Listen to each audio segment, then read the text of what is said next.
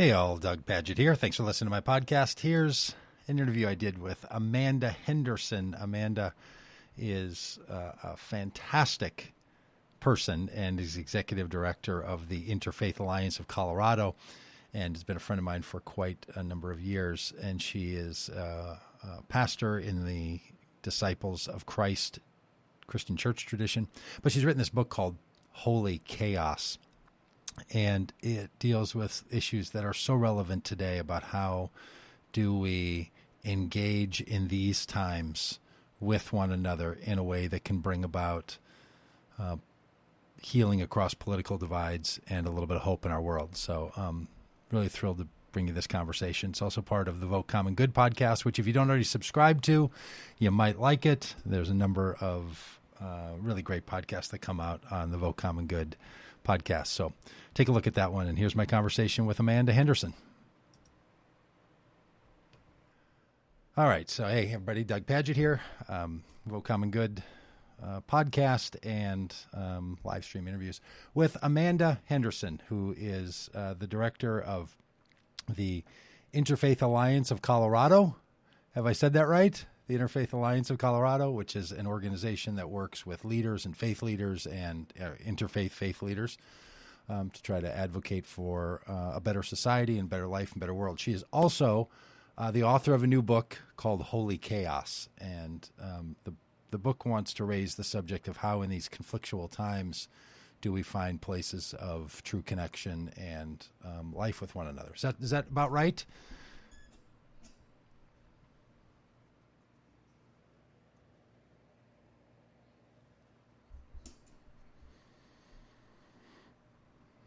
Well, I run this group, Vote Common Good, of course, and so I think the most divisive place of religion and politics and civic life surround the person of Donald Trump and his behavior as president.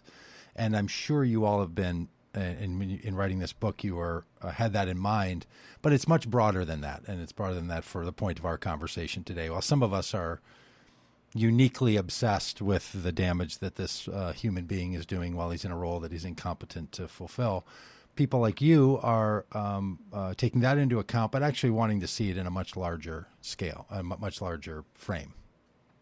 Is that right?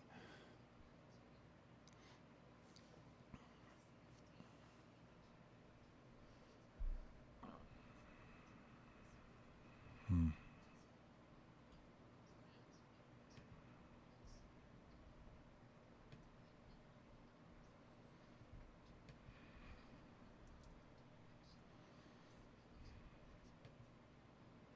Hmm.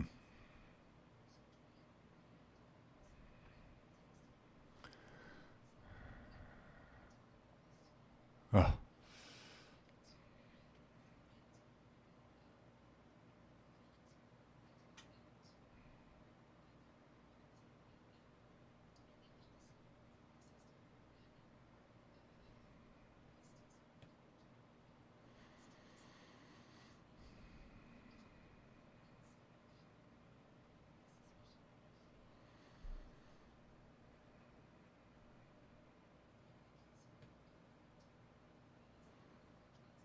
Hmm.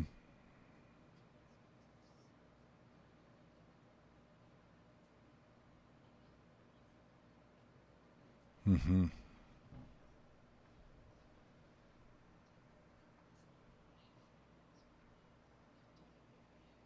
Mm-hmm.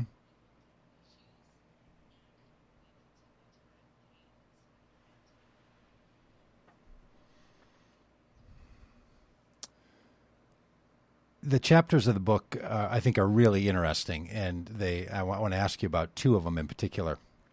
And so, for people who already have the digital version of the book, and you can talk about why there's been sort of a staggered release date because of having to do with COVID and printers and all. For a lot of people, they don't know that books are released on Tuesdays. That's something I've learned as an author, that the way movies come out on Fridays, books are always released on Tuesdays. So a couple of Tuesdays ago was your scheduled release date. Is that right?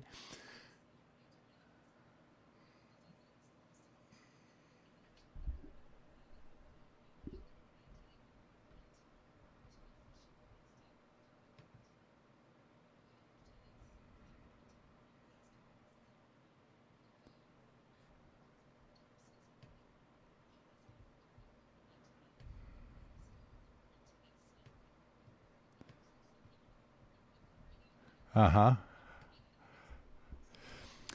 Well, and part of what I find interesting about that, not only just the fact that, there's the complications of the printing industry, which I find kind of nerdy and fun, but also that the content in the book is so spot on for right these last couple of weeks.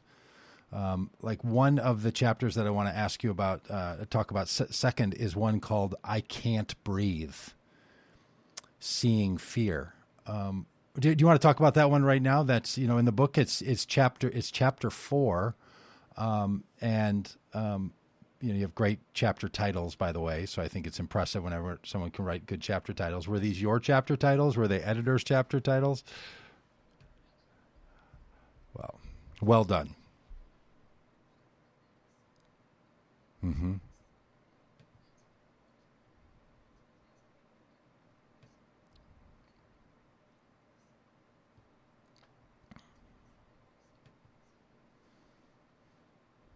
Yeah.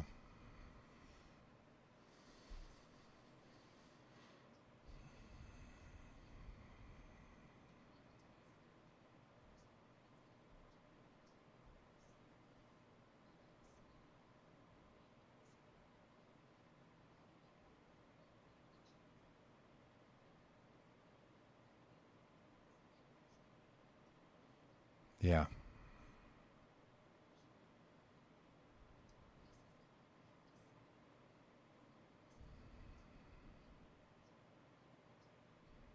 Yeah.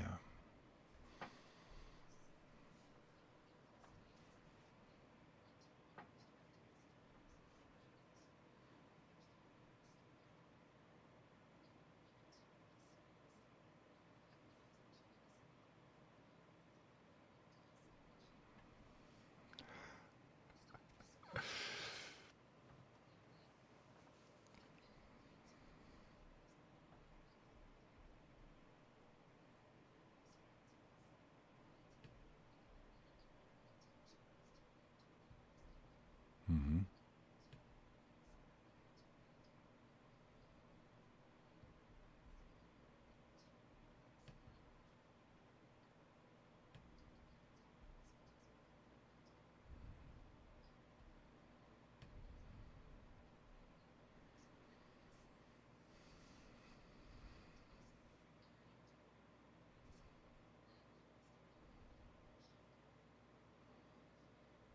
Hmm.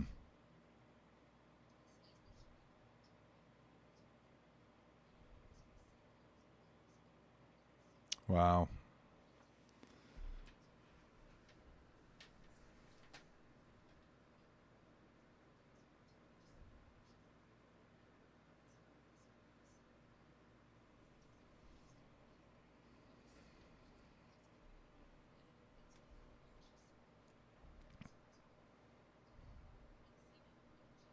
Mm-hmm.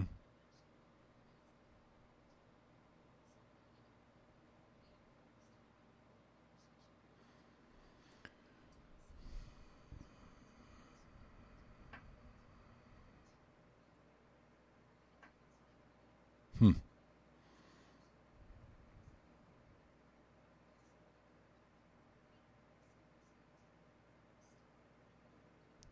Right.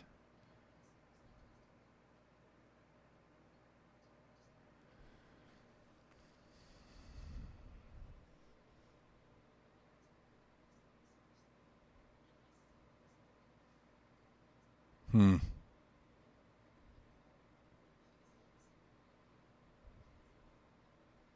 Yeah.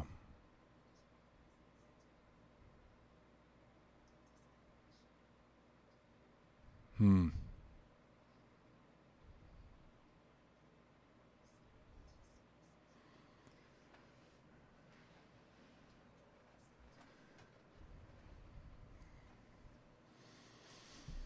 I can't wait to fully devour it. And you obviously had some concern, trepidation, worry, fear of your own going into that, I'm guessing.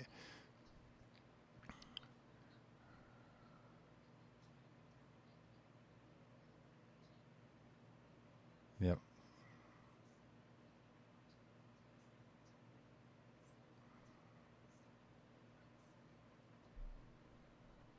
Yeah.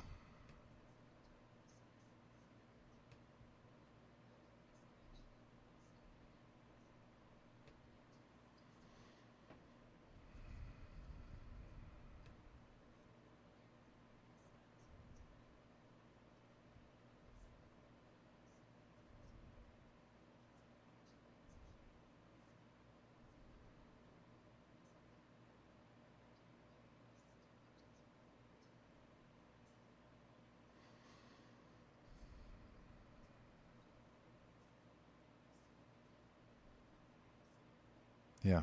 Yeah.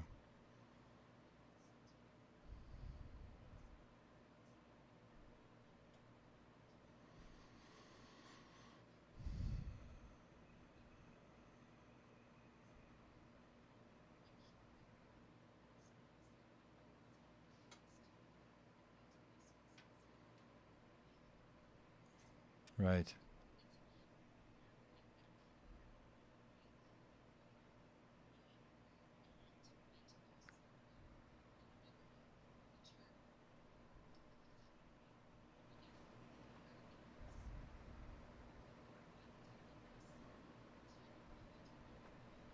Hmm.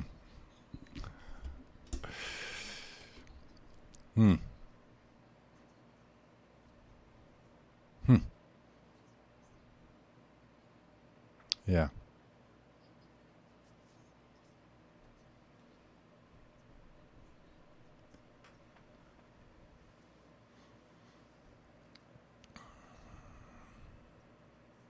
Yeah.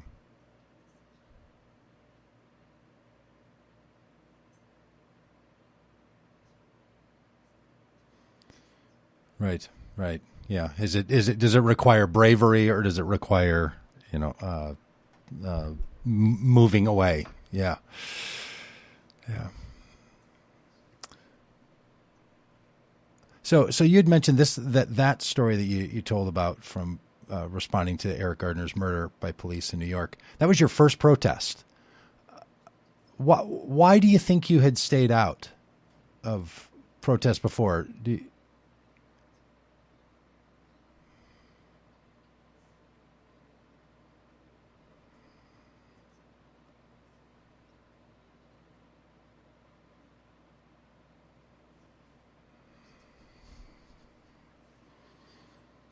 Mm-hmm.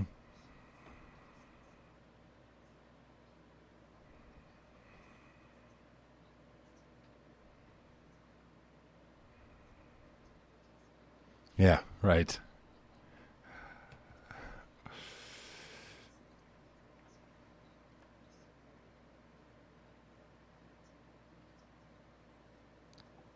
Mm-hmm. Hmm.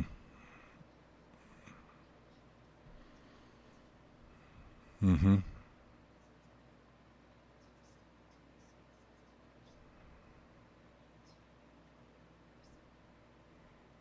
And things are really changing, aren't they? Like I feel it. I feel like energy is shifting, but I also feel like the call on people of white culture and white bodies is changing, and what we should do. I've learned a lot about the role of racism, white supremacy in our society, something that I have known about but not integrated into the way I've needed to live. It's been a lot of the way that I think about a lot of other crisis issues in our world that I really don't have to deal with, whether that be war or other kinds of violence or the environment or basically the implications of E equals MC squared, like all things that really matter to the foundation of how we understand our world. I really don't know a lot of things, and so I've learned a lot about issues of white supremacy and racism, and I've also recognized that in my lifetime, as a 53-year-old, that the conversation about how to deal with race as white people, we've been offered many versions of this over time, some of which I've not taken advantage of and some of which I have. And there was a period of time when the woke thing, the arrived thing, the person who was paying attention was told to do was to function as if colorblind, right? That was a thing. And I know that some people act like that wasn't a deal, but it really was a deal. Like it was, it was. I'm thinking about Ebony and Ivory. Who are the two? Elton John and Stevie Wonder did that, yeah, right. And like that was the thing, right? Like here it is. The two have come together, and sort of the 1980s, early 90s version of. And we started to recognize that when Stephen Colbert would sort of mock that as like, well, I don't even see color. Well, the reason he could mock that is that was a thing that people like me, at least in my world, were sort of told, like, don't recognize that. Even if you're describing people in a group, like, don't say, oh, it's the black man over there, because that would be to articulate. And we've been sort of navigating, and I'm not letting myself off the hook at all. I'm just saying that has really changed. And I've known that as I've grown and gotten older and hopefully also matured, not of which are always the same thing, that the demands are really different, right? And like now, this past 2 weeks, I've committed to wearing in public, as I am now, a Black Lives Matter T-shirt, that I was not comfortable even 2 years ago that I could wear that. That wasn't my claim. That wasn't my statement. I needed to not act as if that's a logo that I'm going to be acquiring. And now that feels like even in the last few weeks that has changed. And all this dynamic that has gone on, and you and your interfaith work that's been so active in politics. And now we're in a place of public engagement and protest on very difficult issues, right? The issues you choose to work on in this book, the issues that you work on in your professional life, these are some of the toughest issues in our society, right? These are the ones that are not easily solved. This is not low-hanging fruit. This is deep-rooted issues. Do you have a sense for how, I imagine the book is good for this, to help people who are trying to navigate how they should show up and whether they should speak up or they should be quiet, whether they should show up or they should step back, whether they should lean in or they should get out of the way, all of which are the right things to do depending on a circumstance of who you are and where you are and how you find yourself in the world. So, I mean, is that part of the holy chaos that you're describing and talking about?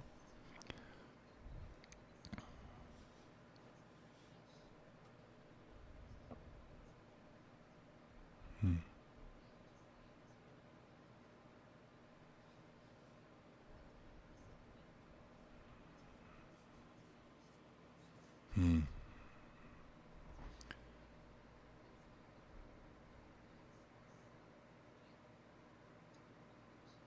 Yep.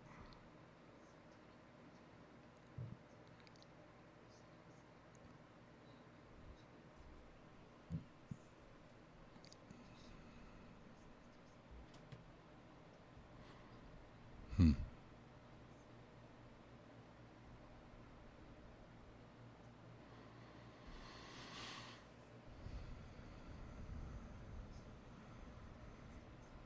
Hmm.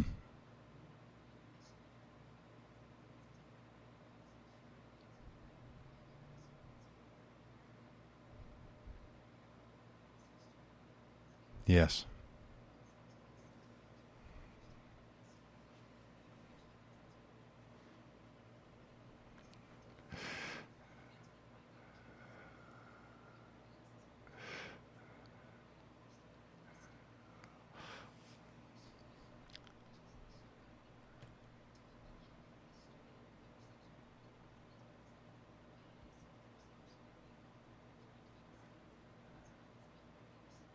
Hmm. Mm-hmm.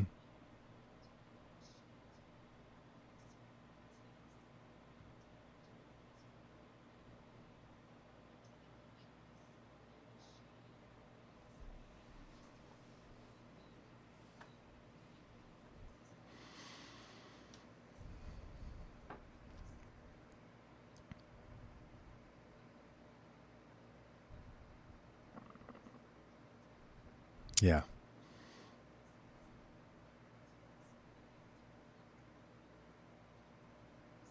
Hmm.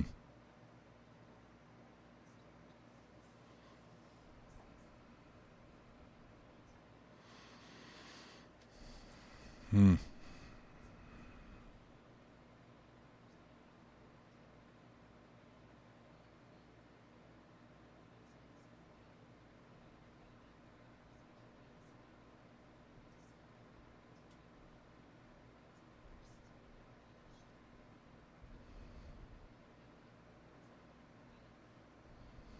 Hmm.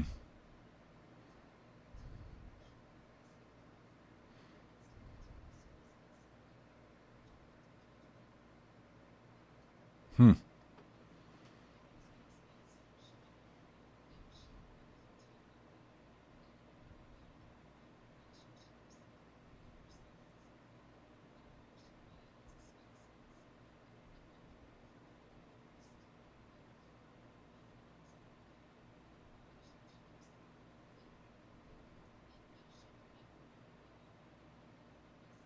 Mm-hmm. Yeah.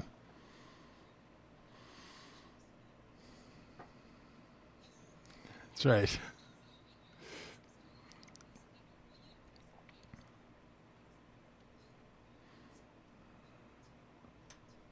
Hmm.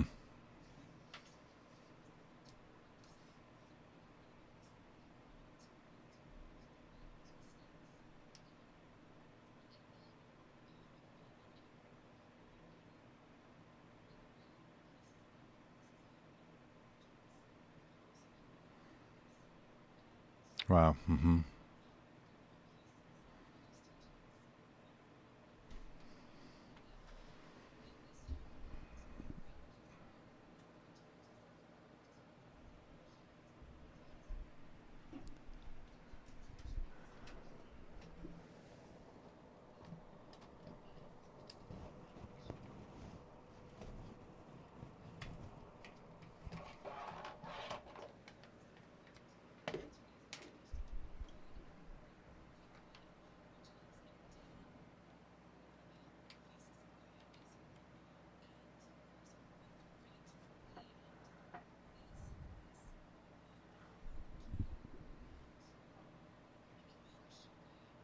Uh-huh.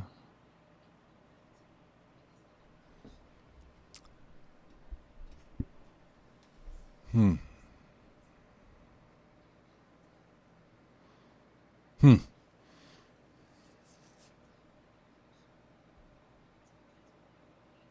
Wow.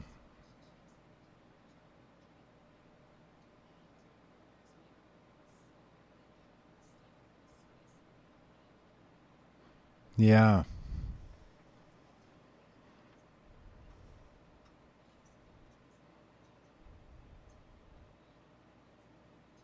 Yeah. No, no, but no one can say, even people that get a James Baldwin quote right, they don't say it quite with the authority and the elegance that James Baldwin does. So,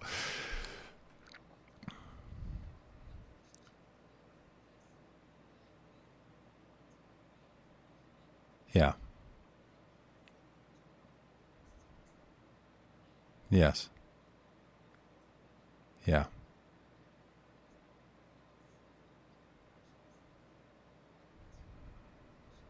Yep. So I think that is just so helpful and so brilliant. And I wonder, you've probably heard this too, and I hear this from a lot of my black friends especially. They'll say, well, you have the luxury to do that. You kind of get to choose as a white person when you engage. Just recognize that as a black person, I don't get to decide where my boundaries are being violated. I am being dragged in. I'm having to respond on a constant basis. And when people all of a sudden realize that the world is not that we're not all in the same boat, where we might be in the midst of a similar storm, but some of us are in very different circumstances in the midst of that storm. That's one of the things I think that is striking to a lot of people, and I hear it right now a lot, especially with leaders who are saying, like, I don't know how I can possibly be public about any of this because the cost of being wrong, which you so articulately invited people to do, feels like it's a privilege you're not allowed to take. But I hear you saying, no, that's not a privilege you're allowed to take. That's a mistake you're going to make, and you either get through it now or it's going to show up later. So sort of deal with it now. Yeah. Yeah.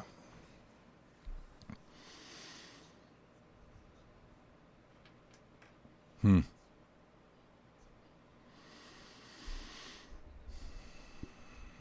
So, one of the things I find really interesting about this current place of social change, the call for social change, there have been many times in our history where religious communities have been part and parcel or have even been the instigators of those. That's not what's happening now. I don't know how you're seeing it, but man, I mean, sometimes clergy groups show up, sometimes religious organizations jump out, but there is an entire movement calling for justice that is not rooted in faith traditions, is not asking clergy leaders, is not waiting for anyone. I was talking with a friend of mine, Alvin Herring, who runs Faith in Action, and he said when they got to Ferguson a few years ago, he said it was hostile, the feeling of the people on the ground that had been in that work for days and weeks already. By the time they got there, like, you're not welcome here. And they had to negotiate very hard how to have a presence. And I bring that up because some of us from the religious traditions, we keep wanting to access our religious and ethical reservoir as if that's the well that everyone is wanting to draw from about how we're going to engage. And I think there's something up there. I think religious people who are looking back to periods of other times of social response where the church and other faith leaders have been significant players, I don't think that's the part of I don't think that's the act of the play we're in right now. Do you see that any differently? Am I, and maybe I'm just a little burned still about how tepid and non-existent the organized faith response was here in Minneapolis, where I live, for the last over the last 19 days. It's been shockingly painful to see how little there has been. I just don't see it happen. I see a lot of gloating. I see a lot of afterwards. I see a lot of marches. I see a lot of people wanting to turn protests into, groups of people that they could access and accomplish another purpose for. But do you see it differently?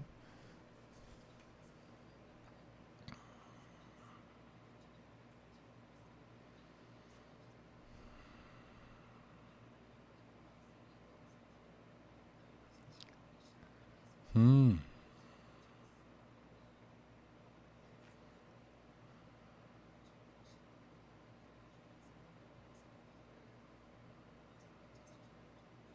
Mm-hmm.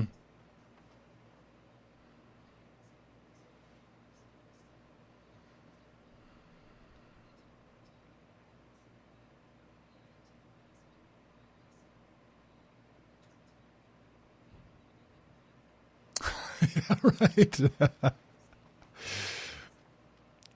Totally.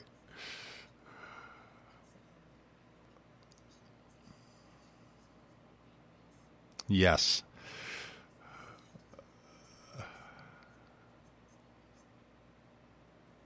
Nobody's. Speakers and songs. And yeah, I mean, this is,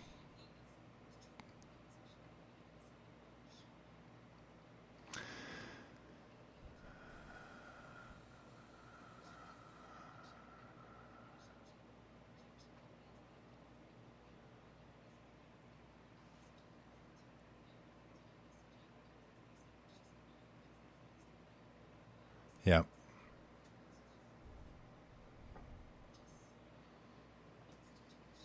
Yes.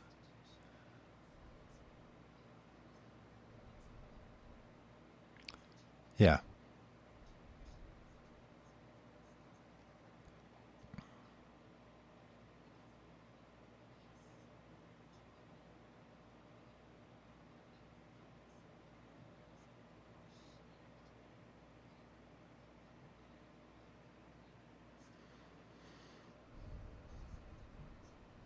Yeah.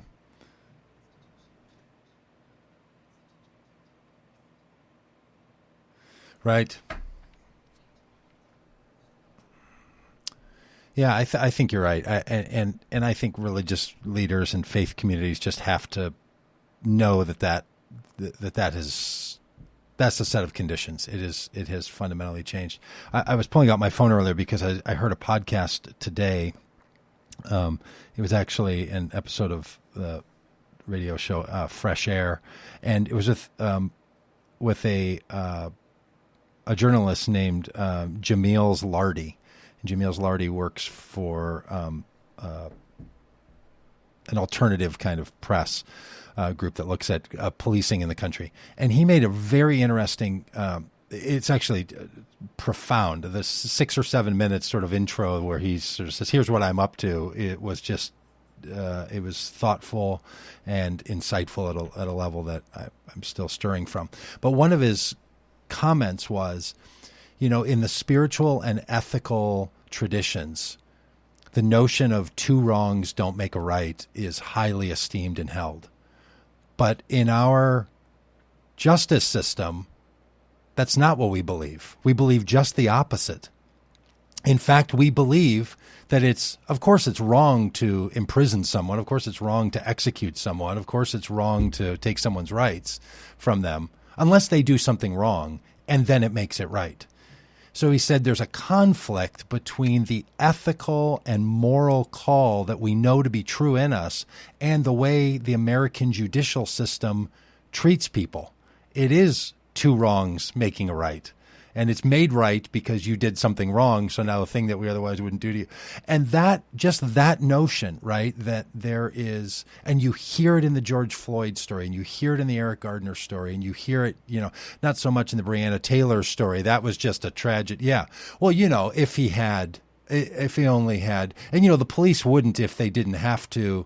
And this is one of those conflicts, right, that, and I think that it's been around for a long time. People who are going to take a more legal system approach to, and this is the response to riots, right? People burning buildings and shattering things.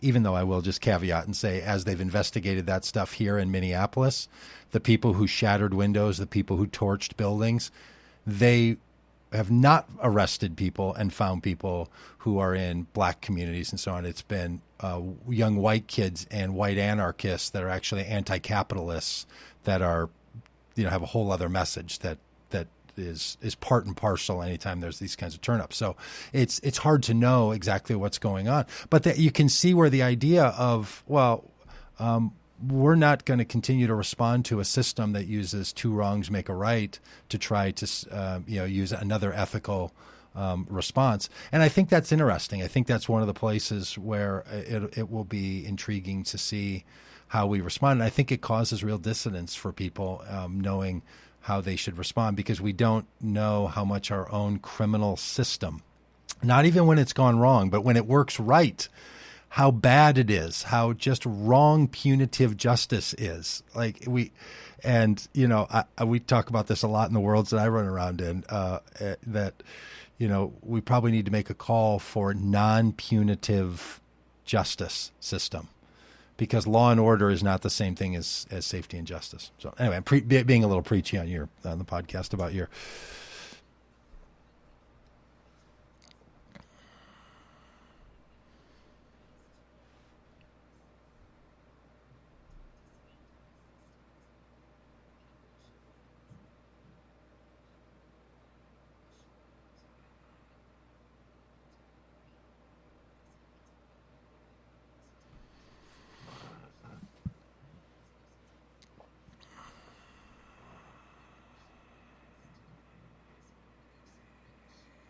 Mm-hmm.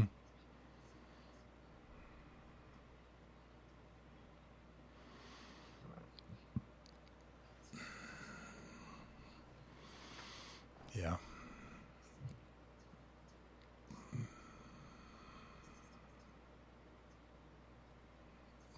Yeah, right.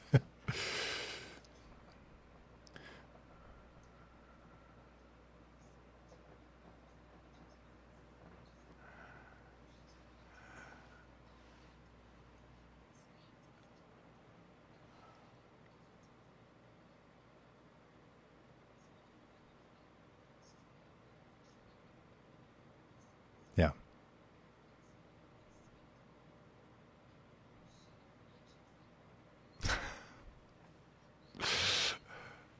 Right.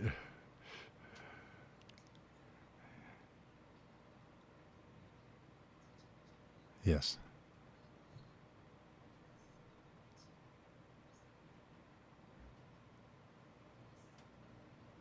Yeah.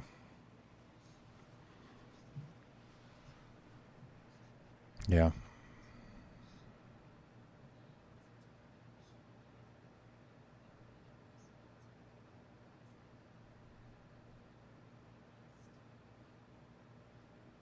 Yes.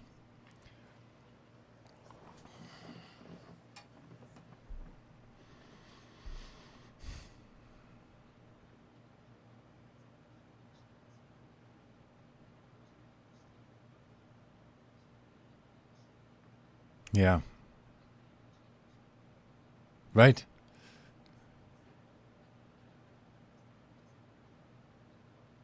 Yeah.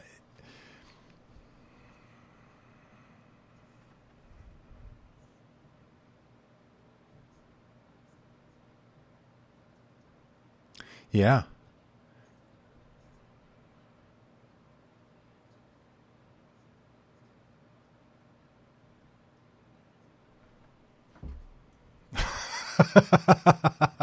You're just temperamentally not hopeful. Yeah. Yes. Right.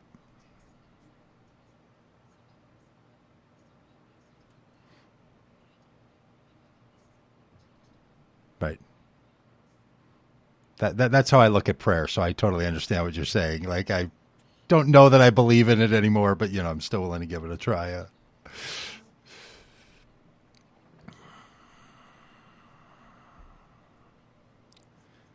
Yes.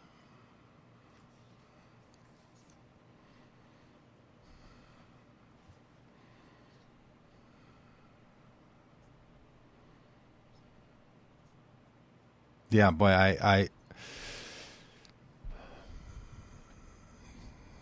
yeah, and it's, every, I think I'm about to quote a 1990s song, but every every beginning is another beginning's end, or something, right? Like, it's just going to start another, it's going to keep us going down this path. Like, we have to solve the natural disaster crisis that is this presidential administration. And then there's all the work that has to be done to clean that up and still address all the issues that allowed him to be so damaging, which are rooted in the white body's supremacy narrative in this culture. And frankly, and I know a lot of people who work in the area of racism and have taught me that policing is not the only place where this happens, and you have to be careful not to overly focus on the police. On the other hand, it is the state sanctioned way that we still allow this to happen. We have adopted two sons that are of Mexican heritage, and our youngest son got into some neighborhood trouble a number of years ago, and stealing, and took him, went with him to the police. And the police officer said, look, here's the thing. We don't want to, gave him a straight talk kind of thing. Like, you need to knock this off, because we don't want to bring the criminal justice system down on you, because if we do, you're going to get a record, and that's going to ruin your life. Now, you think, okay, here's a guy telling him the truth. I'm glad the officer was stern with him. But why do we have a system by which once you get into it, it then ruins your life? And that is spoken by a police officer in the police station to a person. Like, that's just how it is. And I remember looking at him and just saying, after Chico left the room, like, man, you all need to have more options where you can be engaged with, young men like this. That is not basically, we stay away from you or we ruin your life. Like that, there it is, right? Like, and people wouldn't be talking about this if there weren't police precincts on fire and people saying defund the police. And I've actually become a big fan of all of that. I think, Jesus' statement of love your neighbor invokes someone to say, well, who is my neighbor? Yeah, of course, bold, clear, declarative statements. Some would say, well, it depends on what love is, depends on who my neighbor is. What exactly do you mean by, yeah, that's what they should do. It should invoke that, because you're being clear about what you're asking for causes deep implication.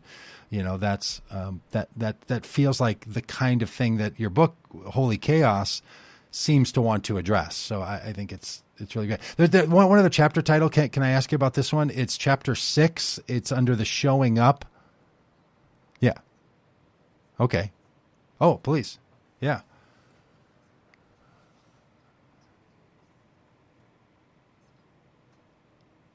Huh. Yeah.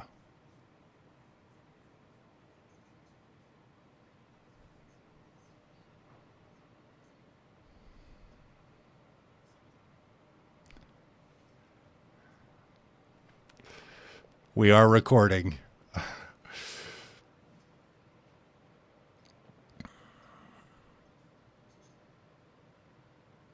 Mm-hmm. Yep.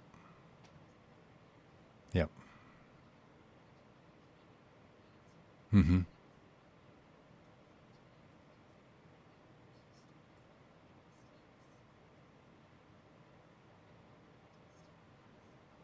Yeah. Yep.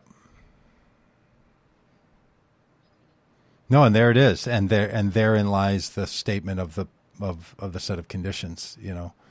We're not all experiencing the same way. So chapter 6 is entitled "Showing Up: Friendship as a Political Act."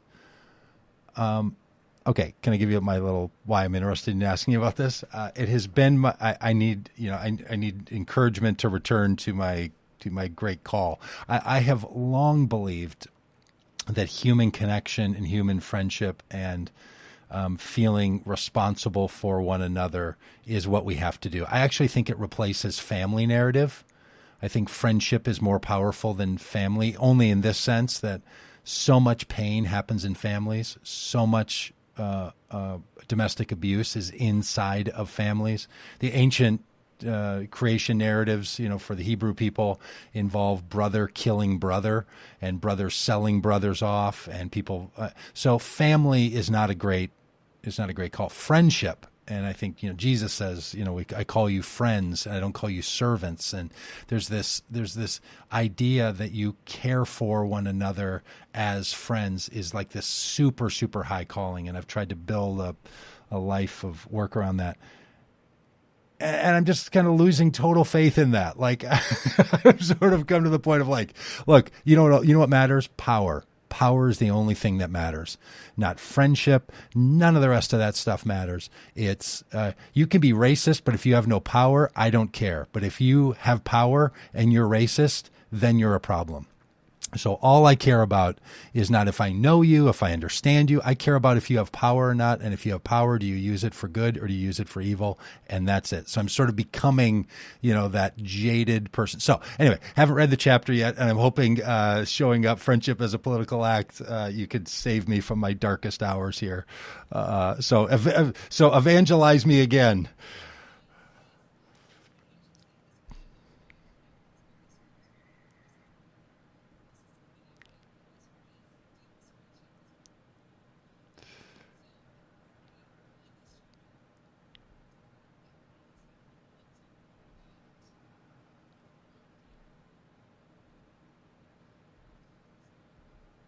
Hmm.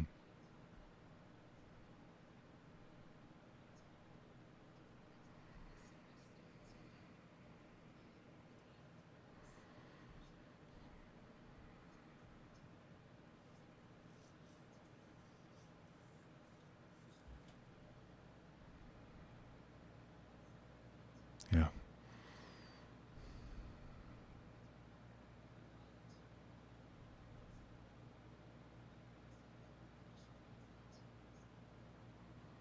Yep. Yep.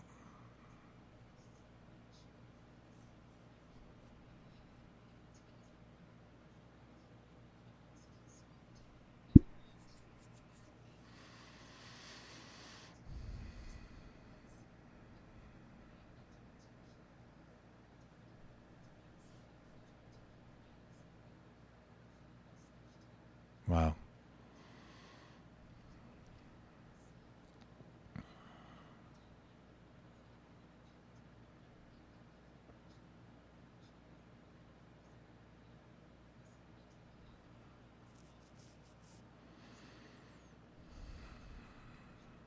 Yep.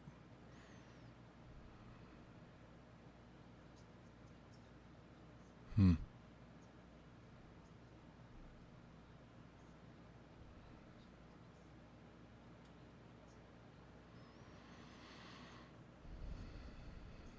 Mm-hmm.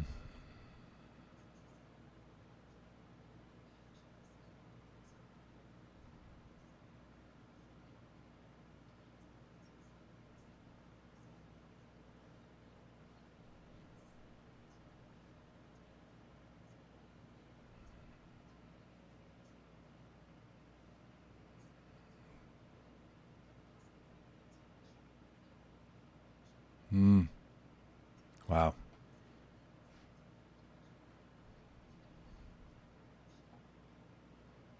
Yeah.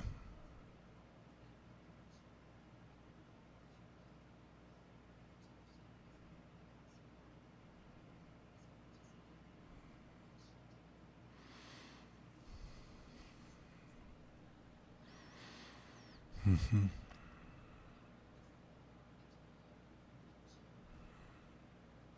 Yeah.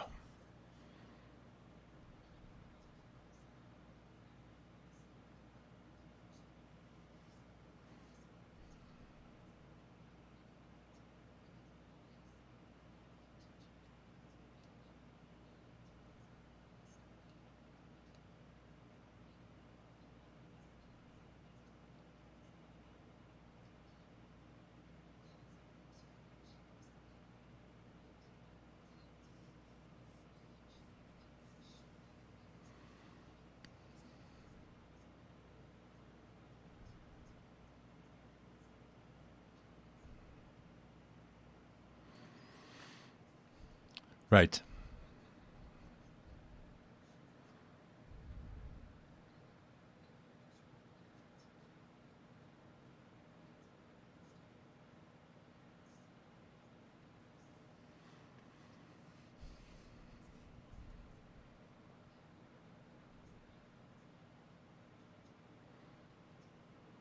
Mm-hmm.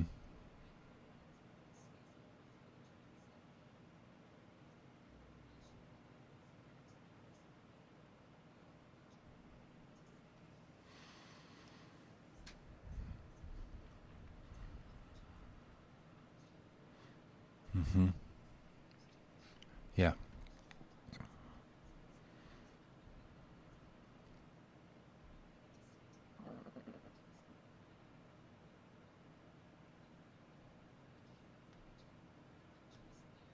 Mm-hmm.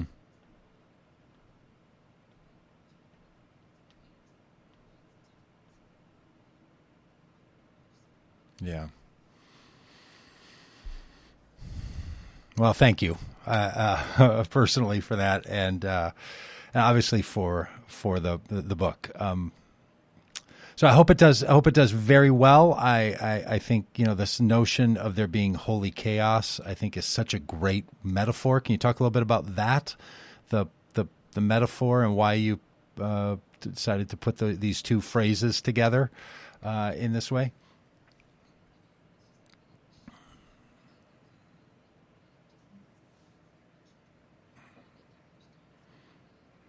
Mm-hmm.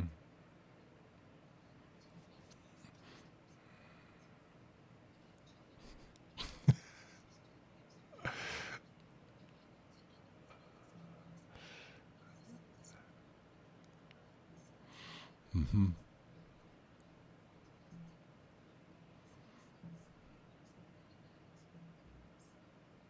Mm-hmm.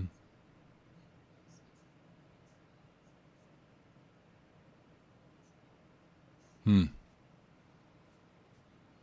Yeah.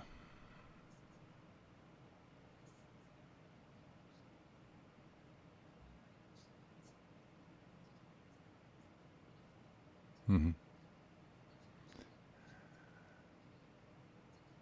Yeah.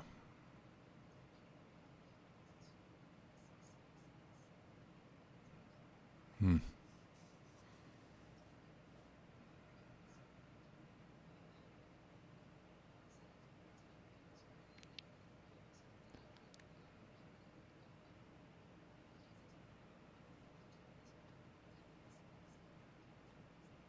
Mm-hmm. He's the chaos candidate. Yeah.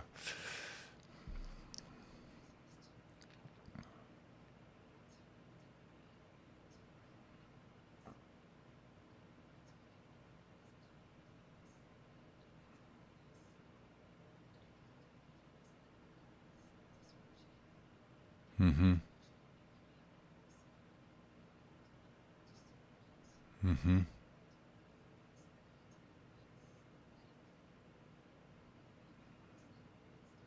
Mm-hmm.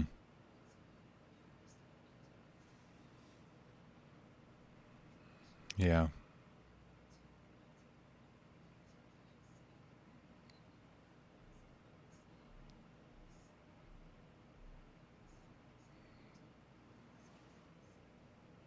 Well, it is. I'm sure it's going to be a timely book. It already feels like it is, and I hope everyone gets a copy of it. You are so welcome. Yeah, so good talking to you.